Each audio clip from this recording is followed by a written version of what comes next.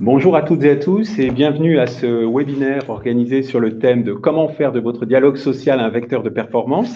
Nous sommes donc très heureux de vous accueillir à cet événement. C'est le deuxième du genre en fait, c'est une suite puisque rappelez-vous, enfin pour certaines d'entre vous, vous aviez peut-être pu assister le 13 avril dernier au webinaire sur les enjeux du dialogue social en 2021. Donc là, c'est vraiment la suite de cet événement. Alors, on sera donc deux pour animer ce webinaire aujourd'hui. Thomas Lobary, en fait, je te laisse te présenter, Thomas. Bonjour, c'est écrit Product Manager chez Entaïs et j'accompagne Jean-Christophe ce matin pour vous parler un peu de nos solutions. Voilà, merci beaucoup. Jean-Christophe Sicile, moi-même je suis consultant SIRH depuis maintenant plus de 15 ans dans les domaines donc RH et relations sociales. Et je serai très heureux aujourd'hui aussi de vous livrer des retours d'expérience présentant en tous les cas des similitudes ou je dirais des impacts par rapport à ce qu'on va présenter aujourd'hui. Alors peut-être très rapidement, avant de démarrer ce webinaire, je vous propose qu'on se présente, mais vraiment très très rapidement. Altaïs est une entreprise qui est concepteur, éditeur de solutions SIRH et également de solutions dédiées aux relations sociales. Nous équipons maintenant depuis une vingtaine d'années des grandes organisations françaises et internationales dans le domaine RH et également des entreprises de taille intermédiaire, voire même des PME, sur les sujets d'optimisation du dialogue social notamment. On parlera de la BDES, c'est un sujet qui intéresse particulièrement aussi les PME. Alors, comme vous pouvez l'observer sur cet écran, l'idée, c'est de proposer des solutions qui, dès leur page d'accueil, en fait, proposent des indicateurs, des tableaux de bord, des KPI, des contrôles de cohérence, voire même des fils d'actualité. Et l'idée, c'est justement de faciliter, de rendre très fluide le dialogue entre les dirigeants et les élus en matière de relations sociales, notamment. Concernant les domaines fonctionnels couverts par nos solutions, nous avons deux grands domaines qui sont couverts. Le premier va concerner la digitalisation des process RH, c'est le sujet du talent management dans son acception la plus large, et on va couvrir tous les sujets liés à la digitalisation des recrutements.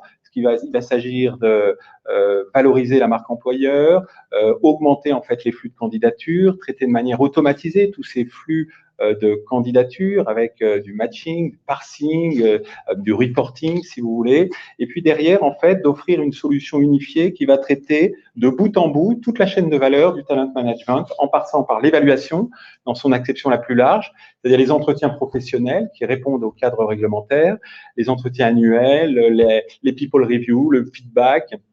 Et tout cela, en fait, en s'appuyant sur des référentiels emploi, poste, compétences, bien sûr, et en gérant toutes les problématiques liées à la mobilité dans les organisations.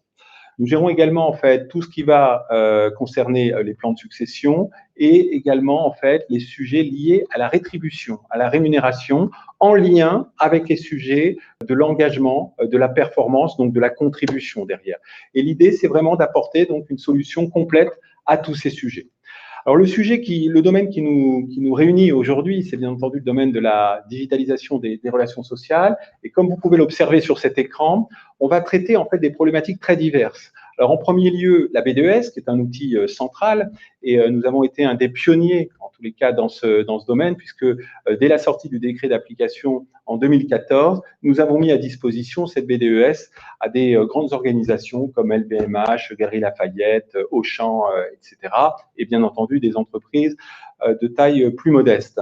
Nous gérons également en fait tous les sujets et on a été d'ailleurs conduit par nos clients pour développer une solution qui digitalise les heures de délégation des élus du CSE.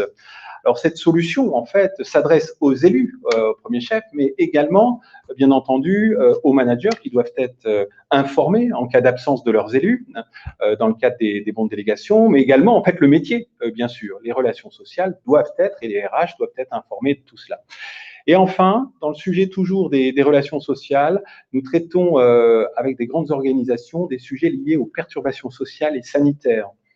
Alors, on a connu avec la pandémie, en fait, on est tout juste en sortie de pandémie, on a en tous les cas mis en place une solution qui permet de comptabiliser, en fait, et de superviser les absences inopinées en termes dues à des grèves, par exemple, ou à des crises sanitaires comme celles que nous avons vécues. Donc l'idée aujourd'hui, si vous voulez, c'est de vous faire un rapide, en tous les cas aperçu, de vous illustrer fonctionnellement ces différentes solutions qui contribuent finalement à la performance du dialogue social dans les organisations, et quelle que soit la taille de ces organisations, c'est un point important. Comme vous pouvez l'observer, les références que nous équipons aujourd'hui, alors là, on a mis des références plutôt notoires des grandes organisations françaises internationales, et sachez qu'on équipe des entreprises de toute taille aujourd'hui, et on pourra vous livrer aujourd'hui des retours d'expérience probants par rapport à la mise en place d'outils digitaux en termes d'amélioration du dialogue, de facilitation du dialogue social, en l'occurrence. Alors, je vais tout de suite rentrer dans le vif du sujet. Alors, le sujet d'aujourd'hui, c'est bien entendu les enjeux du dialogue social en 2021. On est en sortie de crise sanitaire et ça sera intéressant en fait de faire un focus sur un peu ce qu'on a vécu ces derniers temps et en quoi les outils digitaux apportent des réponses idoines à ces nouveaux enjeux liés au dialogue social. Alors peut-être la première chose, et sans faire de répétition par rapport au dernier webinaire, mais il est important de rappeler certaines choses, puisqu'on a bien vu que je dirais que les échanges entre les dirigeants et les IRP sont intensifiés. Ça a même été crescendo durant cette crise sanitaire qu'on a vécue, et même les élus étaient en première ligne avec la Covid-19 ces derniers mois, et encore aujourd'hui, on le voit bien, ils sont extrêmement mobilisés, ainsi que les dirigeants, sur ces sujets. Alors, ils ont été mobilisés sur des sujets d'actualisation du protocole sanitaire, par exemple, des échanges avec l'entreprise sur les principes, et la mise en application du télétravail. Ça, c'était aussi un point majeur de ces sollicitations. Tout ce qui est prérogatives de médecine du travail, bien entendu, et puis l'organisation de l'activité partielle, voire même les risques psychosociaux encourus en fait dans le cadre de cette crise sanitaire. Donc en fait, c'est juste pour dire que les élus ont été vraiment en première ligne avec les dirigeants, bien entendu. Et il a fallu mettre en place des remontées d'informations presque permanentes, un dialogue constant entre élus et donc dirigeants des différentes organisations. Alors, ce qu'on peut dire et ce qu'on observe, en fait, c'est que cette situation, totalement inédite, a instauré un dialogue social beaucoup plus étroit entre les CODIR, finalement, et les élus ou les représentants du personnel des CSE. Et l'impératif, c'est vraiment un meilleur partage de l'information au sein des organisations. C'est bien ce qu'on a pu observer. Ça me fait faire une transition avec les outils digitaux en réponse à ces enjeux, parce que c'est bien ce qui est apparu finalement durant cette crise, c'est que les outils digitaux en cette période de crise et même de sortie de crise aujourd'hui ont été particulièrement au service de la performance du dialogue social dans les organisations. C'est bien ce qu'on a pu observer, et même on pense que dans une certaine mesure, ils ont contribué à atténuer les tensions entre finalement les dirigeants et les IRP, les élus, les représentants du personnel, puisque cette démarche virtuelle finalement a permis de fluidifier et de rendre plus confortable, en tous les cas, les échanges et d'informer en temps réel aussi les IRP par rapport à tout cela. Donc, on voit bien, en fait, que la digitalisation du dialogue social, ça commence à rentrer dans les normes, dans les mœurs, finalement. Et face à une nouvelle génération d'élus aussi beaucoup plus technophiles que par le passé, eh bien, on voit bien que tout cela monte en puissance aujourd'hui. Alors, ces principaux outils utilisés et nécessaires au bon maintien et la permanence du dialogue social dans les organisations, eh ben, ils sont vraiment divers et variés, en fait. En premier lieu, et l'outil central, on va vous en parler, c'est la BDES numérique pour les entreprises de plus de 300 salariés. Il se trouve que c'est une obligation d'ailleurs.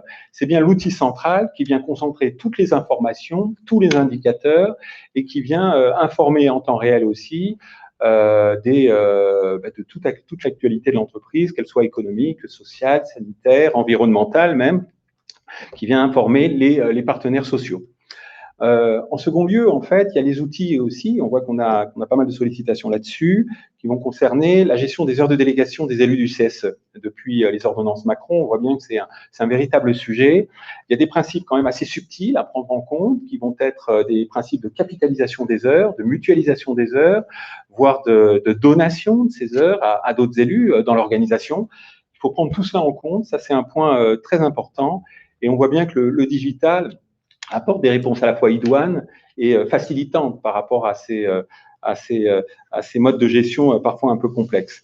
Et puis ensuite, on voit bien qu'il y a d'autres outils, comme les outils de vote électronique pour les élections et les approbations lors de négociations collectives. Ça existait avant la crise, d'ailleurs. Des outils de visioconférence. Voilà, c'est vraiment monté en puissance depuis cette crise. De messagerie instantanée, voire de signature électronique également.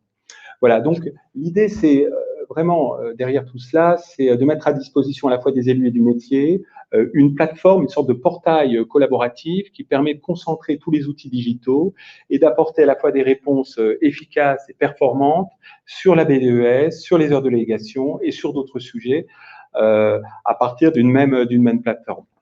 Il y a un dernier sujet, avant que je laisse la parole à Thomas et qu'il puisse nous faire des illustrations en tous les cas de tout cela. C'est le sujet en fait de la mobilité. C'est une problématique croissante, la mobilité en fait des élus, également des dirigeants, des entreprises. Et l'idée, c'est aussi d'apporter des bonnes réponses à ces problématiques de mobilité croissante des utilisateurs avec des solutions qui sont mobile, comme on dit en anglais, via des smartphones, des tablettes ou d'autres outils. Donc, donc l'information est accessible de n'importe où, à n'importe quel moment, depuis n'importe quel type de support. Et ça aussi, l'IT, en fait, les outils digitaux apportent ce type de solution à ces problématiques.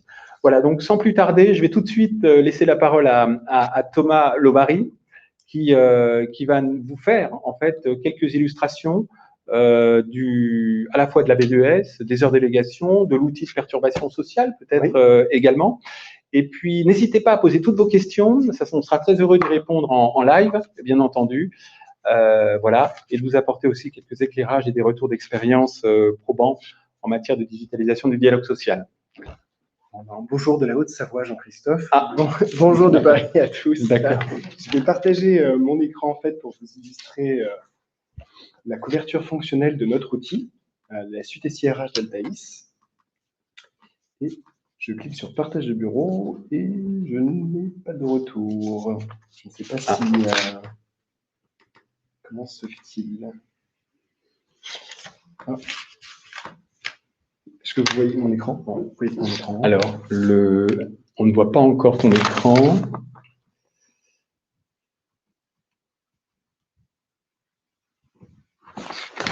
Non, ça. Non, peut-être qu'il faut que je coupe le mien. Oui, peut-être. Alors, je peux m'excuser pour ce petit délai. Voilà. Quoi?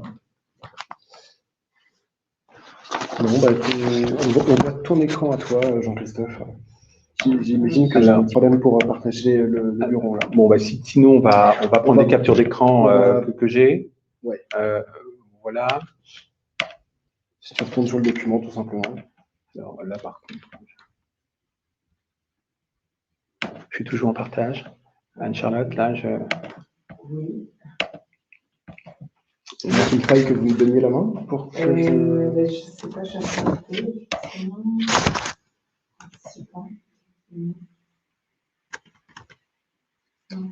Est-ce que je suis un participant lambda?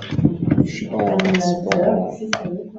Excusez-nous pour ce petit dysfonctionnement. On va tout de suite se mettre. Apparemment, c'est bon. C'est bon? Excusez-moi. Nous sommes désolés. On va tout de suite. Il faut terminer ton partage déjà. Moi, je l'ai fini. Alors, non, oui, il faut terminer. Arrêtez le partage, voilà. Arrêtez le partage. Partage de bureau. Et donc, normalement, 3, 2, 1, vous devrez voir mon écran. Voilà. Alors, oui.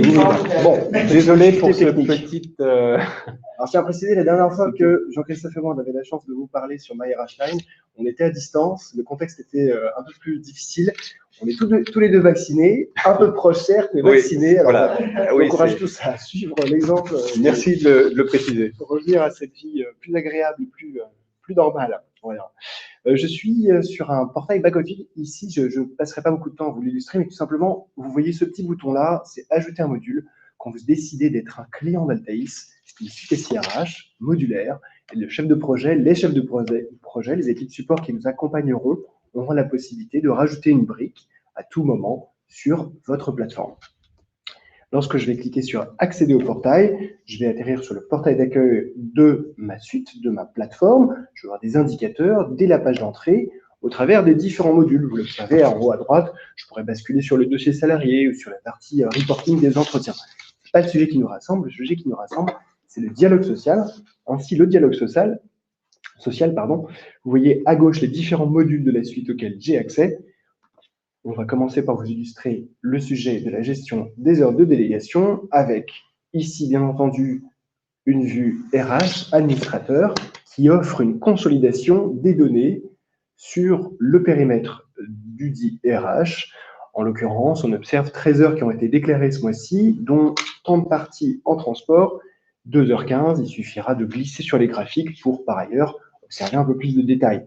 Ces mêmes heures au bas de l'écran, on les voit ventilées par entité, partie de mandat, partie de l'absence, et enfin, en haut au milieu et en haut à droite, on pourra rechercher un représentant, observer éventuellement si les représentants ont un solde négatif, puisque l'outil le permet.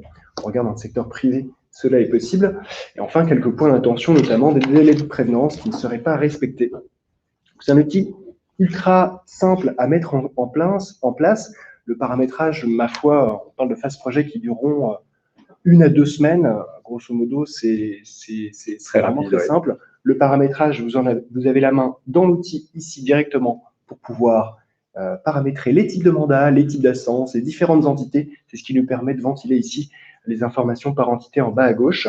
Et vous avez bien entendu une vue sur l'ensemble des représentants du personnel sur votre périmètre. On observe la liste de ces représentants-là, les entités auxquelles ils sont rattachés, le type de mandat qui est en 3e colonne, le solde, et enfin, en 2 petits clics, on pourra modifier le représentant, y rattacher des responsables pour fin de notification, afin de les tenir au courant, puisque, on le sait aujourd'hui, c'est quand même un challenge que toutes les personnes qui aient besoin d'être au courant le soient. Donc cet outil, il le fait très simplement. Il suffira ici, vous le voyez, de cliquer sur « Modifier le représentant du personnel », et en bas, on observe que notre Didier Constant ici est rattaché à Thomas Lobary et Jean-Christophe Cécile, tous les deux présents, non coupables. On pourra rajouter quelqu'un tout simplement, alors comme sur toute notre suite SIRH, lorsque vous recherchez un collaborateur, un administrateur, un RH, peu importe, vous allez commencer à taper le nom, vous allez observer en autocomplétion des résultats suggérés. Il suffira de cliquer sur le nom pour que ce responsable ait été rattaché en dessous. Donc, vous pouvez rattacher N responsables à tout représentant du personnel. Ma foi, c'est fort apprécié par nos clients aujourd'hui. Je termine sur les heures de délégation, puisque nous avons peu de temps imparti ce matin. Je vais vous illustrer la vue d'un représentant du personnel. Alors, pour ce faire, je passe sur une vue mobile, sur un iPhone 10. Juste pour vous montrer à quel point l'expérience est optimisée pour mobile. Le représentant du personnel ici s'appelle Didier Constant. Didier Constant, il a plusieurs mandats, il a plusieurs casquettes. Il est trésorier CSE, membre de la commission économique, représentant syndical. Il pourra déclarer des heures en cliquant sur « Déclarer » ou transférer des heures en cliquant sur « Transférer ». Et pour déclarer des heures, il aura tout simplement quelques choix à faire et des informations à indiquer. Ne vous arrêtez pas sur les libellés que vous observez ici, tout ça c'est paramétrable bien évidemment. Et si commission QGT, vous n'aimez pas ce terme-là, vous pourrez l'appeler qualité de vie au travail sans problème. Voilà. Et c'est aussi simple pour le transfert, on pourra tout simplement choisir au titre de quel mandat, quelle casquette on souhaite transférer des heures à un autre représentant du personnel. Donc, un outil simple d'utilisation, on l'a vu, et qui permet d'expliquer certaines choses parfois difficiles quand on est sur des grilles Excel ou encore pire, si on est sur du papier. Si je clique sur l'un de mes mandats, en tant qu'élu ici, trésorier CSE, j'observe mois le mois l'évolution de l'utilisation de ces heures-là qui me sont imparties. En l'occurrence, sur le mois de juin 2021, Didier a donné une fois des heures, il a donné 30 minutes en fait à Jean Houdemont, qui est membre de la commission économique également. Et donc, mois le mois, je vais pouvoir observer les heures que j'ai données, les heures que j'ai reçues, les bons de délégation que j'ai déclarés. Donc, des heures de délégation qui sont numérisées, digitalisées, qui permettent d'offrir tout un suivi et qui sortent d'un carcan, ma foi, assez limitant aujourd'hui. L'autre sujet que l'on couvre avec la suite Altaïs, c'est le sujet de la BDES, qui vous permet de publier un certain nombre d'informations telles que le requiert le législateur. Les plus de 100 indicateurs peuvent être mis à disposition des représentants du personnel ici. Je suis sur la page d'accueil, même logique que sur la gestion des heures de délégation tout à l'heure. Dès la page d'accueil, des petits indicateurs, des raccourcis pour facilement accéder à certaines informations. En l'occurrence, là, avec un profil RH avec lequel je suis authentifié, je peux avoir une bonne vue d'ensemble du pourcentage de mise à jour de ma base de données économique et sociale. J'ai notamment un peu de boulot à faire sur le côté rémunération des salariés et des dirigeants. Et si je clique sur le nom d'un indicateur ou d'une rubrique, je vais avoir ici une vue listée, une vue préfiltrée sur les informations disponibles sur cette rubrique-là. Si je souhaite naviguer par moi-même, je vais cliquer sur tout simplement BDES pour observer les différentes rubriques.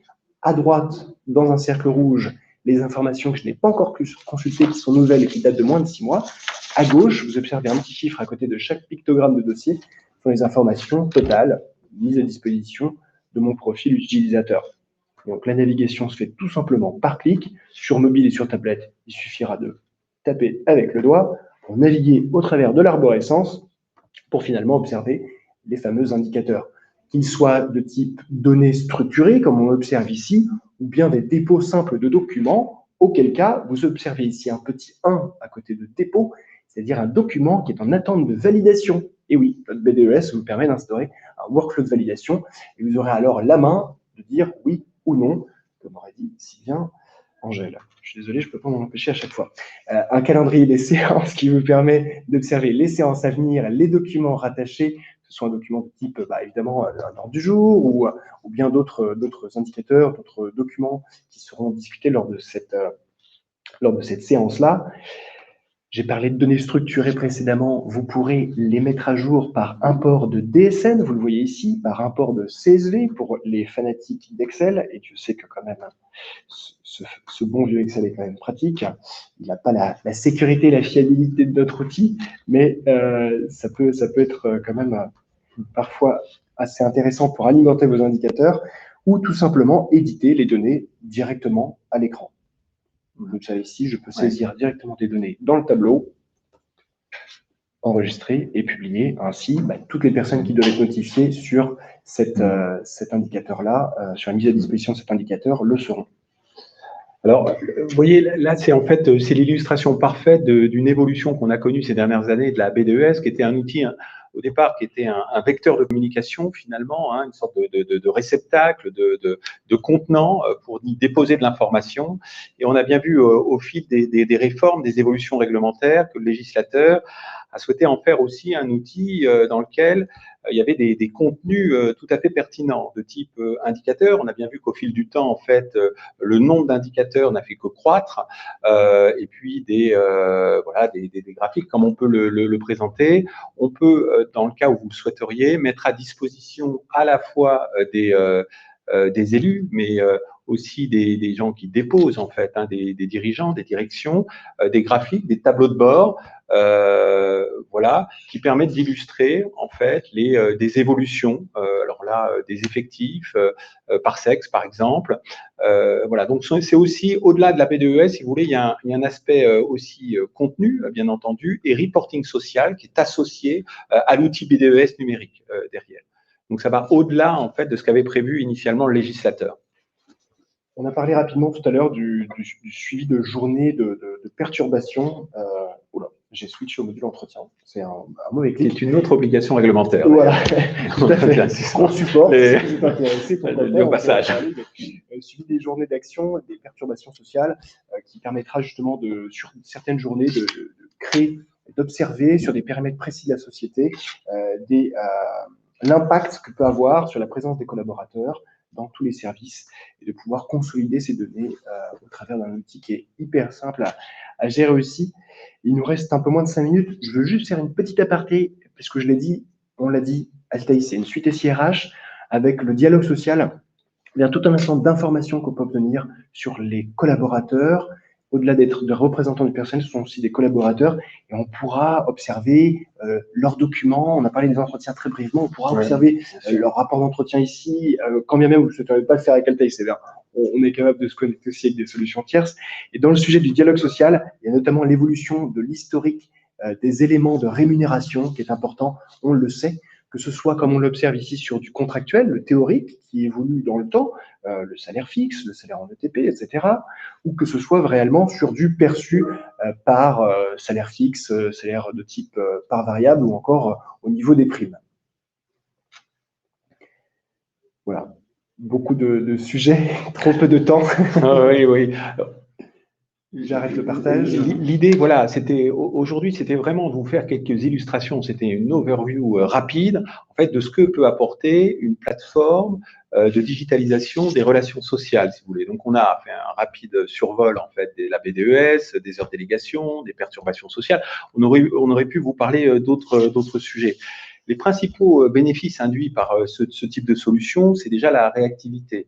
Comme on l'a dit en introduction, vous avez un rapport, finalement, une relation plus fluide qui va s'instaurer entre vos partenaires sociaux et les directions. Donc, ça rend plus confortable, finalement, les relations sociales. Et on pense, quelque part, que ça contribue, finalement, à améliorer la qualité aussi et la sérénité de ce dialogue social dans les entreprises. Donc, il y a aussi et ça a été un petit peu évoqué, en fait, à travers les données des salariés, il y a aussi un aspect vraiment sécuritaire.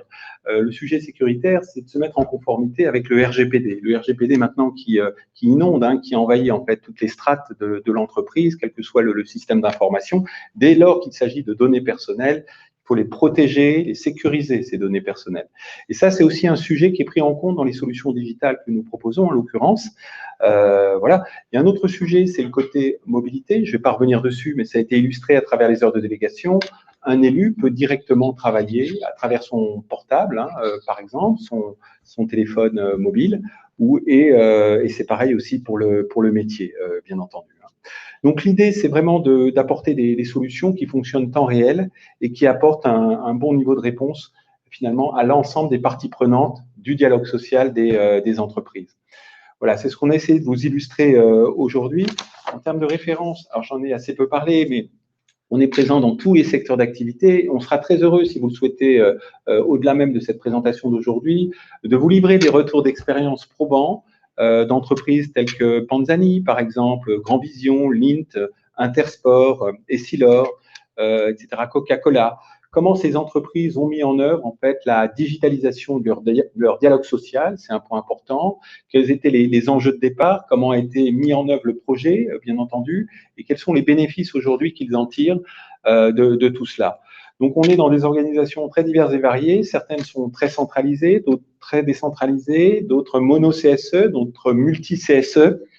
Et à chaque fois, il y a la digitalisation se doit d'orchestrer tous ces flux d'informations entre les différentes parties prenantes donc du dialogue social de ces entreprises. Voilà, donc on arrive au terme de ce webinaire. On a été très heureux d'avoir la possibilité, l'opportunité de vous présenter un petit peu nos savoir-faire sur ces sujets. Peut-être avez-vous des questions, n'hésitez pas à utiliser l'outil de chat pour nous les poser. On sera ravis de vous les poser. Vous avez également nos coordonnées. Si vous voulez, en tous les cas, poursuivre ces échanges ou qu'on fasse des démonstrations peut-être plus concrètes de nos applications et des retours d'expérience probants sur ces sujets. Donc, vous avez nos coordonnées. Je suis moi-même Jean-Christophe Sicile et je crois que mon email c'est jc.sicile@altaïs.com. Voilà, donc n'hésitez pas à revenir vers nous si vous avez des questions, en tous les cas, sur ces sujets. Voilà, a priori, il y a... Alors, il y a une petite question sur la mise en œuvre, les délais de mise en œuvre. Alors, les délais de mise en œuvre, en fait, concernant la BDES, ça va durer... enfin, ça dépend de la complexité de l'organisation, mais généralement, c'est de l'ordre de la semaine, voire jusqu'à 3 semaines maximum. C'est surtout les imports de données initiaux, finalement la récupération de la structure organisationnelle et le nom des élus, les périmètres de gestion qu'il faut prendre en compte et qui peuvent occasionner un petit peu de temps lors de la mise en œuvre. Sinon, les délais sont vraiment relativement courts pour mettre en œuvre ce type de solution.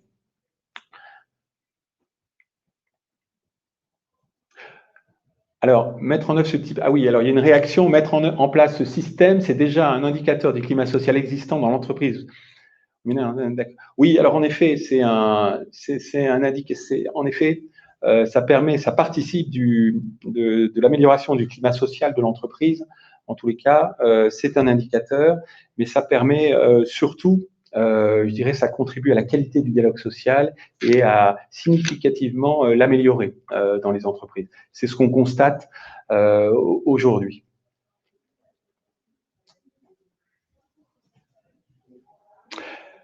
Voilà, bah écoutez, je ne sais pas si tu… On a eu quelques messages de remerciement, mais merci à vous.